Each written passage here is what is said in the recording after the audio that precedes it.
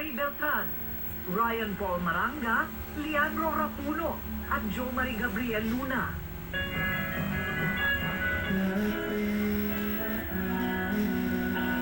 Hindi biro ang pinagdaanan ng grupo bago maabot ang kanilang estado ngayon.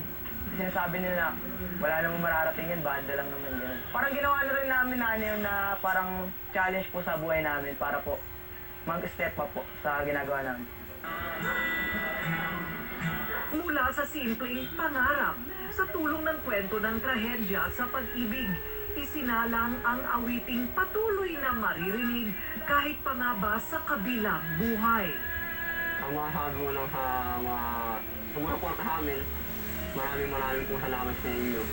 Talagang hindi namin inaasahan kasi hindi naman po talaga kami sikat Kung mga ano lang po kami, langarap lang din po kami. Talagang pinakita lang namin kung anong meron kami. Yung talento na binigay namin ng Panginoon, ayun lang po yung pinangahawakan namin